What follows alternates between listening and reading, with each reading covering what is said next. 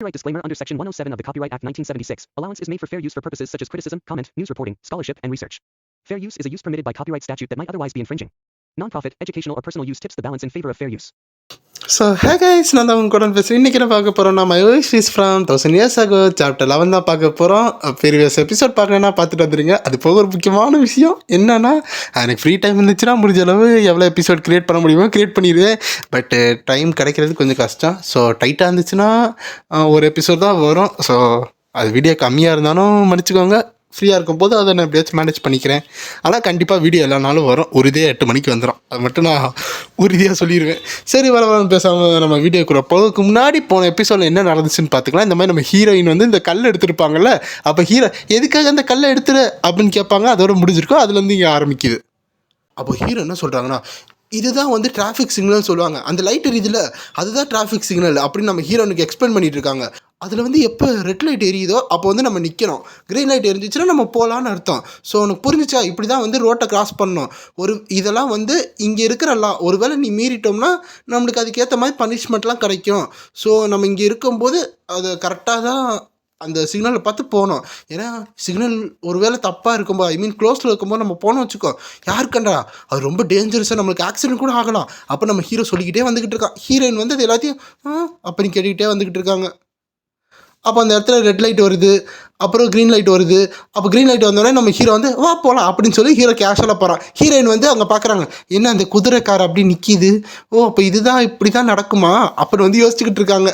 இந்த side heroine வந்து மேலே பார்க்குறாங்க. இந்த லைட்டு லேம்ப் லைட்டில் எரியுதா, ஆமாம் அந்த பல்ப்லேருந்து எப்படி லைட்டு வருது, இது என்னது. அப்புறம் அந்த சைடு பார்த்தா எக்கச்சக்கமான ஆட்டோமேட்டிக் டோரு, அப்புறம் ஃபுட் ஸ்டாலு இதெல்லாம் நம்ம ஹீரோயின் பார்த்துட்டு வா இது என்ன அதுவா இதாகுது அப்படின்னு பார்த்துட்டு வந்துட்டு இருக்காங்க. அது போக எக்கச்சக்கமான விதவிதமான காரும் போயிட்டுருக்கா. இது என்ன இவ்வளோ வேகமாக போகுது, அது என்னமோ சவுண்டு வருது. அதாவது ஆர்ன் அடிக்கிறதா நம்ம ஹீரோயின் வந்து பார்த்துட்டு என்ன சவுண்டு அப்படின்னு பார்க்குறாங்க. நம்ம ஹீரோ கேஷுவலாக போகும்போது நம்ம ஹீரோயின் இந்த மாதிரி எக்கச்சக்கமாக வியந்து பார்த்துக்கிட்டு இருக்காங்க. அப்போது நம்ம ஹீரோ வந்து முன்னாடி போயிட்டு இருக்கும்போது ஹீரோயின் டக்குன்னு திரும்புகிறாங்க. என்னென்னு பார்த்தா ஒரு குட்டி நாய் வந்து அப்படின்னு குலைச்சிக்கிட்டு இருக்கு நம்ம ஹீரோயினை பார்த்து. நம்ம ஹீரோயின் வந்து அப்படியே ஒரு ஸ்டான்ஸ் இருந்து, என்ன வந்துடுவியா, வந்த உடனே முடிச்சிருவேன், வா நீயா நான் சண்டைக்கு வா அப்படின்னு வந்து ஹீரோயின் ரெடியாக இருக்காங்க. நம்ம ஹீரோ வந்து அதை பார்க்காம இங்கிட்டு வேறு ஏதோ நோட்டீஸ் பண்ணிகிட்டு இருக்காங்க. அப்போ ஹீரோ ஏதோ ஒரு பொருளை எடுத்துகிட்டு, இது பார்த்தா உனக்கு எப்படி இருக்குது, இதை பற்றி நீ என்ன யோசிக்கிற அப்படின்னு கேட்கும்போது ஹீரோயின் அதை பார்த்து யோசிச்சுக்கிட்டு இருக்காங்க. என்னது இது அப்படின்னு வந்து ஹீரோயின் யோசிச்சுக்கிட்டு இருக்காங்களா. அப்புறம் நம்ம ஹீரோ யோசிக்கிறாங்க, இவன் அதை போட்டால் எப்படி இருக்கும், வேணாம் ஒன்றும் இல்லை, இது உனக்கு நல்லா இருக்காது அப்படின்னு நம்ம ஹீரோ சொல்கிறான். ஏன்னா அது ஏதோ பஞ்சு வந்து தலையில் வைக்கிற மாதிரி இருக்கா, அதனால் ஹீரோ வந்து இல்லை இதெல்லாம் உனக்கு செட் ஆகாது அப்படின்னு சொல்கிறாங்க. ஆக்சுவலாக ஹீரோனுக்கு இது என்னன்னே தெரியாமல் இருக்குது. அப்புறம் ஹீரோ வந்து இவளுக்கு என்ன எடுத்து கொடுக்கலாம், ஒருவேளை இது நல்லா இருக்குமோ அப்படின்னு ஹீரோ யோசிச்சுக்கிட்டு இருக்கா. ஹீரோயின் வந்து இவர் என்ன பார்த்துக்கிட்டு இருக்காரு அப்படின்னு பார்த்தா அங்கே எக்கச்சக்கமான நல்லா ஜொலிக்கிற மாதிரி இந்த உமன்ஸ் ஆக்சசரிஸ், இந்த வாட்சு, கழுத்தில் போடுற மணி, அடுத்து ஹேர் பேண்டு, கிளிப்பு, தோடு, மோதிரம், இதெல்லாம் எக்கச்சக்கமாக ஒருத்தவங்க விற்றுக்கிட்டு இருக்காங்க. இது நம்ம ஹீரோயின் பார்த்தோன்னே வாவ் எல்லாமே மினுக்குது, சூப்பராக இருக்குது அப்படின்னு ஹீரோயின் பார்த்துக்கிட்டு இருக்கோமா, நம்ம ஹீரோ ஒன்று எடுத்து இதை போட்டுப்பாரு, இது உனக்கு பிடிக்குன்னு நினைக்கிறா அப்படின்னு கையில் ஒரு பேண்ட் எடுத்து கொடுக்குறாங்க. என்னது இது என்ன இழுத்து கழுத்தில் போடணுமா இல்லை எங்கே வைக்கணும் அப்படின்னு ஹீரோயின் அதை இழுத்துக்கிட்டு இருக்காங்களா. அப்படி இழுத்துறதுமா, அது இழுத்தா பிஞ்சிரும். அது வந்து தலைக்கு போடுறது, நீ ஒரு துணிமை போட்டதில்ல அந்த மாதிரி இது தலைக்கு போடுறது, அப்படி தான் யூஸ் பண்ண நம்ம ஹீரோ எக்ஸ்பிளைன் பண்ணுறானா. அப்படியா அப்படின்னு சொல்லி ஹீரோயின் அதை போடுறாங்களா. போட்டோடனே அப்படியே கொஞ்சம் அழகாக இருக்கிற மாதிரி காமிக்கிறாங்க. நம்ம ஹீரோ இவ கொஞ்சம் அழகாக தான் இருக்கா, இது அவளுக்கு நல்லா சூட்டபுளாகவும் இருக்குது அப்படின்னு நம்ம ஹீரோ நினச்சிக்கிட்டு இருக்கான். இந்த சைட் பார்த்தா அப்படியே அந்த சாயங்கால டைம் வந்து அப்படியே கொஞ்சம் கொஞ்சமாக இருட்டாயிட்டு இருக்கு. ஸோ இப்போ நம்ம ஹீரோஸ் வந்து அப்படியே சாப்பிட போயிட்டுருக்காங்க. நம்ம ஹீரோ ஒரு ஹோட்டலுக்குள்ளே போயிட்டு, மாஸ்டர் வெயிட்டரு எங்களுக்கு 2 ஃப்ரைடு பேன் கேக்கும், அப்புறம் வந்து நல்லா ஒரு குக்கும்பர் ஸ்மாஷ் பண்ண குக்கும்பரம் ஒரு பிளேட் எடுத்துகிட்டு வந்துருங்க சரியா அப்போ நம்ம ஹீரோ சொல்லும்போது சரிப்பா உனக்கு இல்லை எம்மா அப்படின்னு அவர் சொல்லிக்கிட்டு இருக்காரு. இது நம்ம ஹீரோயின் அப்படின்னு பார்த்துக்கிட்டு இருக்காங்க. அப்புறம் வந்து இந்த சைடு பார்க்கும்போது எல்லோரும் உட்காந்து சாப்பிட்டுக்கிட்டு அவங்கவுங்க வேலையை பார்க்கும்போது நம்ம ஹீரோ என்ன சொல்கிறாங்கன்னா, இதான் டைனிங் ஹாலு அப்படின்னு சொல்கிறாங்க. இதெல்லாம் ஹீரோயினுக்கு புதுசாக இருக்குது, அவங்க பார்த்துக்கிட்டு இருக்காங்க. அதுக்கடுத்து நான் உனக்கு ஒரு லஞ்ச் வாங்கி கொடுத்தல, அதான் நீ மத்தியானம் சாப்பிட்டால, அது இங்கேருந்து நான் உனக்கு வாங்கி கொடுத்தேன். இவர் தான் வந்து இந்த ஃபுட்டெல்லாம் நேற்று டெலிவரி பண்ணார். இவர் வந்து நல்லாவும் செய்வார், நம்ம வீட்டுக்கும் கொண்டு வருவார், இங்கேயும் சாப்பிட்லாம். அதுக்கு நம்ம அவருக்கு காசு கட்டணும். புரிஞ்சிச்சா? அது போக இங்கே இருக்க ஃபுட்டெல்லாம் ரொம்ப சூப்பராக இருக்கும். இந்த ஃபுட்டெல்லாம் நீ சாப்பிட்டேன்னா நல்லா இருக்கும். ஏன்னா இது நான் வந்து குழந்தையில இருக்கும்போது நான் டேஸ்ட் பண்ணிக்கிட்டு இருந்தேன். அப்போ நம்ம ஹீரோ சொல்லிக்கிட்டே உட்காந்துக்கிட்டு இருக்கான். இங்கிட்ட ஹீரோயின் எல்லாத்தையும் அப்படியா அப்படின்னு கேட்டுக்கிட்டு இருக்காங்க. அப்போ ஹீரோயின் அங்கே பார்க்கும்போது எக்கச்சக்கமான கிளிட்டர்ஸ், அதாவது நல்லா வண்ண கலர்லாம் வந்துக்கிட்டு இருக்கு. எங்கேருந்து வருதுன்னா இந்த நைட் டைம் ஆகும்போது லைட்ஸ் எல்லாம் போடுவாங்கல்ல, அதை பார்த்து ஹீரோயின் வந்து வா சூப்பராக இருக்கு அப்படின்னு வந்து வியந்து பார்த்துக்கிட்டு இருக்காங்க.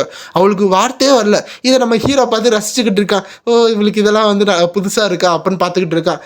அப்போ வந்து ஹீரோ வந்து கொஞ்சம் அப்படியே நம்ம ஹீரோ வந்து ஹீரோனை பார்த்து மெய் மறந்து போயிட்டு இருக்கும்போது, அப்போ நீ கேட்ட அந்த ஃப்ரைடு பேன் கேக் வந்துருச்சு அப்படின்னு வந்து வைக்கும்போது இங்கிட்டு நம்ம ஹீரோன் அங்கிட்டு வியந்து பார்த்துக்கிட்டு இருந்தாங்களா, டக்குன்னு அவங்களோட கார்டு விட்டுட்டாங்க. அப்போ திடீர்னு ஒருத்தவங்க சவுண்டு கொடுத்தோன்னே என்னது ஓ சாப்பாடா அப்படின்னு வந்து ஹீரோயின் பார்த்துட்டு இருக்கும்போது, சரிவா சாப்பிடுவோம். அப்போ நம்ம ஹீரோ சொல்கிறான், ஓ அப்படியா சரி தேங்க்யூ அப்படின்னு சொல்லி நம்ம ஹீரோயின் வந்து அந்த சாப்ஸ்டிக்ஸ் எடுத்து சாப்பிட போகிறாங்க. நம்ம ஹீரோவும் வெளியே பார்த்துக்கிட்டே சாப்பிட ஆரம்பிக்கிறாங்க. ஆனால் நம்ம ஹீரோ கடைசியாக சாப்பிட்டு முடிச்சு நம்ம ஹீரோயினை தான் ஒரு கண்ணாக பார்த்துக்கிட்டு இருக்காங்க. ஹீரோயினுக்கு இது கம்ஃபர்டபுளாக இருக்கா, எப்படி சாப்பிட்றாங்கன்னு. அப்போ பார்த்தா ஹீரோயின் வந்து நல்லா சாப்பிட்டுக்கிட்டு இருக்காங்க. அது போக இவளோட ப்ராப்ளம் கொஞ்சம் குறைஞ்சிச்சுன்னு நினைக்கிறேன். ஏன்னா இவளை இப்படியே வந்து கூட்டிகிட்டு வந்தோன்னா இவளுக்கு கொஞ்சம் இந்த என்வாயர்மெண்ட்டில் கொஞ்சம் சர்வே ஆயிடுவா. ஏன்னா வந்து கொஞ்சம் காம்ப்ளிகேட்டடாக இருக்காது. இவ்வளோ தனியாக விடுறதுக்கு இது பரவாயில்ல. இப்போ நான் கூட வந்தேன்னா எல்லாமே நல்லா தான் இருக்கும். ஸோ ஃப்யூச்சர் இதேமாதிரி நல்லா இவ்வளோ கூட்டிகிட்டு வருவான். அப்போ நம்ம ஹீரோ நினச்சிக்கிட்டு இருக்கான். இந்த சைடு நம்ம ஹீரோ வந்து அந்த வெள்ளரிக்காவை சாப்பிட்டுட்டு இருக்கும்போது சூப்பராக இருக்குது அப்படின்னு வந்து அவன் மனசில் வந்து எப்பா இவர் செஞ்சதான்ப்பா சூப்பராக இருக்கும் அப்படின்னு சொல்லிட்டு இருக்கும்போது, சரி செக்கு கொடுங்கன்னு சொல்லும்போது அந்த சைடு இருக்கிற அந்த அங்கிள் வந்து ஓகேப்பா இந்த செக்கு கொண்டு வந்துடு அப்படின்னு சொல்கிறாங்க. அப்புறம் நம்ம ஹீரோ எல்லாத்தையும் காசை கட்டிட்டு வெளியே வரான். அப்பா என் வயிறு ஃபுல்லாக ஆயிடுச்சு. அப்போ நம்ம ஹீரோ சொல்லிட்டு வரும்போது நம்ம ஹீரோயினும் கொஞ்சம் சோகமாக வராங்க. அப்போ ஹீரோ வந்து சரிவா வீட்டுக்கு போகலாம் அப்படின்னு சொல்லும்போது ஹீரோயினும் போகலாம் அப்படின்னு தலையை மட்டும் ஆட்டுறாங்க. இந்த சைடு வந்ததுக்கு அடுத்து வீட்டுக்கு வந்தோடனே இந்த மூஞ்சி கைக்கெல்லாம் கழுவோம்ல, அந்த மாதிரி நம்ம ஹீரோ கையை கழுவிட்டு வரான். இப்போயாச்சும் நீ நம்புறியா அப்போ நம்ம ஹீரோ சொல்கிறான். ஹீரோயின் வந்து அமைதியாக இருக்காங்க. சரி அப்படின்னு வந்து அக்ரி பண்ணுறாங்க. பார்த்தியா இது ஒன்றும் அவ்வளோ பேடெல்லாம் கிடையாது. ஏன்னா இங்கே இருக்க எல்லோரும் வந்து அவங்களோட ஹாப்பி லைஃப் வந்து வாழ்ந்துக்கிட்டு இருக்காங்க. அது ரொம்ப கம்ஃபர்டபுளாக வாழ்கிறாங்க. அது போக இங்கே நீ அந்த ஃப்ரைடு பேன் கேக் சாப்பிட்ட, அடுத்து இந்த ஹாக்குகள் குடிக்கலாம், கோக்கு குடிக்கலாம், அது போக கம்ப்யூட்டரோட விளாட்லாம், உனக்கு என்ன வேணுமோ நீ பண்ணலாம். யாருமே உன்னோட லைஃப்பில் வந்து எதுவும் பண்ண மாட்டாங்க, உனக்கு எந்த கெட்டதும் நடக்காது. ஸோ வந்து நீ ஏதாச்சும் வரி பண்ணுற மாதிரி இருந்துச்சுன்னா மேபி இந்த ஃபோனில் ஹேக் பண்ணுவாங்கல்ல, அதை வேணால் வச்சு வரி பண்ணலாம். மற்றபடி உனக்கு எந்த கவலையும் கிடையாது, நீ ஜாலியாக இருக்கலாம் அப்படின்னு நம்ம ஹீரோ சொல்லிக்கிட்டு இருக்கான். அது போக இன்னொன்று என்னென்னா, உன்னோட ஐடென்டிட்டி இஷ்யூவை தான் எப்படி சால்வ் பண்ணுறதுன்னு தெரியல. அதாவது நம்ம ஹீரோ ஆதார் கார்டு வச்சுருக்காங்க, அந்த மாதிரி ஹீரோயினுக்கு ஆதார் கார்டு என்ன பண்ணுறதுன்னு யோசிச்சுக்கிட்டு இருக்கான். ஏன்னா வந்து அது இருந்துச்சுன்னா இன்னும் உனக்கு வந்து எக்கச்சக்கமான திங்ஸை என்ஜாய் பண்ணலாம்.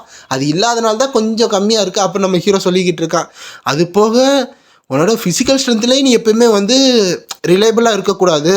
கொஞ்சமாச்சு மற்ற இதை வந்து கொஞ்சமாச்சும் உன்னோட பேர்டனை குறைச்சி ஒரு நல்ல கம்ஃபர்டபுளான லைஃப்பை வாழப்பார், அது நல்லா இருக்கும். அப்போ நம்ம ஹீரோ வந்து கொஞ்சமாச்சும் சீரியஸ்னஸாக இருக்காதுன்னு சொல்லிட்டு இருக்காங்க. ஏன்னா நம்ம ஹீரோயின் எப்பவுமே வந்து காட்லேயே இருக்காங்க.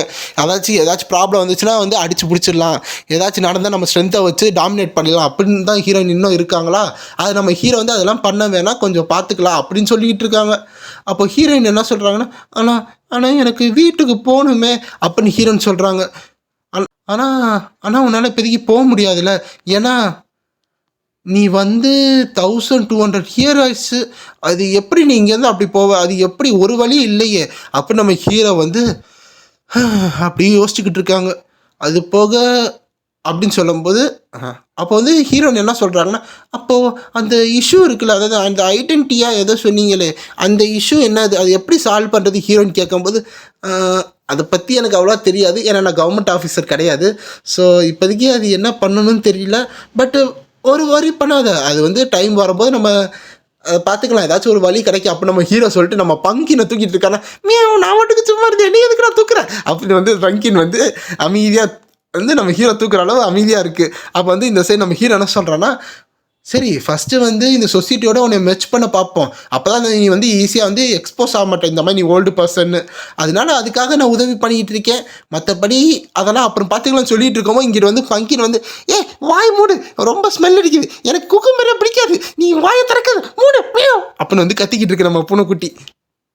அப்படியா அப்போ ரொம்ப தேங்க்யூ ஹீரோ அப்படின்னு ஹீரோயின் சொல்லிட்டு இருக்காங்க. அப்போ நம்ம ஹீரோ வந்து இல்லை அதெல்லாம் ஒரு ப்ராப்ளம் இல்லை, இதெல்லாம் என் கண்ணியம் அப்படின்னு வந்து நம்ம ஹீரோ வந்து ரொம்ப சந்தோஷமாக சொல்லிக்கிட்டு இருக்கான். சரி, அது போக உன்னோட ஐடென்டி கார்டு ரொம்ப இம்பார்ட்டன்ட் தான் இந்த உலகத்தில். ஆனால் அது இல்லாமல் நீ சில இடத்துக்கு போகலாம். ஸோ ஃபார் எக்ஸாம்பிள் இன்றைக்கி போனோமே அன்றைக்கி பண்ணோமே அப்படின்னு நம்ம ஹீரோ வந்து தொடர்ந்து பேசிகிட்டு இருக்காங்களா. இங்கிட்ட அந்த பூனை வந்து அந்த பேசுகிறதுலே லெக்சரர்களே தூங்க ஆரம்பிச்சிருச்சு. நல்லா தூக்கறது அப்படின்னு இந்த சைடு நம்ம ஹீரோனே எல்லாத்தையும் கேட்டுக்கிட்டு இருக்காங்க. அப்போ ஹீரோ வந்து ஏதோ நோட்டீஸ் பண்ணுறாங்க. ஆமாம், நான் உனக்கு ஒரு பேப்பர் கொடுத்தேன்ல நேற்று எழுதுறக்கு, அது என்ன பண்ண அப்படின்னு வந்து நம்ம ஹீரோ கேட்கும்போது, அதுவா, அதை நீங்கள் தான் சுருட்டினீங்க. என்ன சுருட்டினேனா?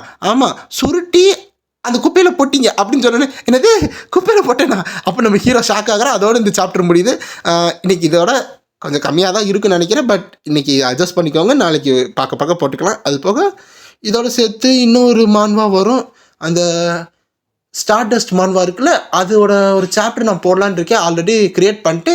ஸோ என்னைக்காச்சும் போடாமல் ஒரு சாப்டர் விட்டுட்டேன்னா அப்போ போடலான்னு நினச்சிக்கிட்டு இருக்கேன்.